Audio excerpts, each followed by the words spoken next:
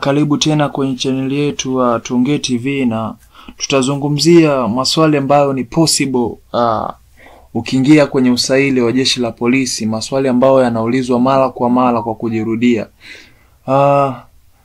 Kama tunavyojua kwamba kuna watu wameomba kujiunga na jeshi la polisi kupitia cheti cha form 4, kuna wengine wametumia elimu ya diploma, kuna wengine wametumia chuo kikuu walio na bachelor. Nafikiri hapo mtakuwa mmenipata. Tukizungumzia maswali ambayo yanajirudia mara kwa mara na inatakiwa uyajue kabla hujaingia kwenye mtihani, kabla hujaingia kwenye usaili wa jeshi la polisi, kuna maswali common ambayo ni kawaida sana kukutana nayo. Watakuuliza, wewe unajua ni kazi zipi askari anatakiwa afanye? Ni kazi zipi askari anatakiwa atimize? Umenielewa?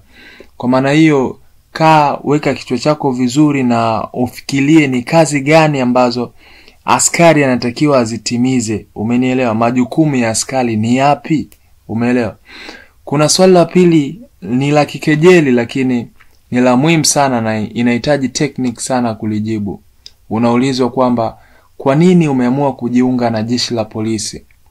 Nikikuuliza wewe, mtu ambaye umeomba kwa cheti cha form 4, kwa cheti cha diploma, ulioomba kwa cheti cha degree, una bachelor yako, na kuuliza kwa nini umeamua kujiunga na jeshi la polisi, basi unaweza ukanijibu kupitia comment hapo chini, ukadrop comment yako kujibu hayo maswali. Utakuwa umetisha sana, maana tutaelimishana, na siku yenyewe kama ikitokea tumekutana nalo, haitakuwa changamoto kwetu kulijibu. Lakini cha muhimu tena kwa watu ambao wamesoma degree, wana elimu ya juu, waliosoma bachelor, ni vizuri kupitia notes kidogo ambazo umesoma darasani. Maana kama unakumbuka kwamba kipindi wanatoa posti za kujiunga na jeshi la polisi, kuna baadhi ya faculty ambazo walizipoint. Kwa hiyo kama wewe uko among of them, kama wewe ni kati yao, basi hebu jaribu kupitia hata na notes kidogo, uweze jua litakalotokea. Kingine cha muhimu, usisahau kwenda na mavazi waliokuambia. Kama wamekuambia kuja na kitu fulani, basi nakubidi uje nacho.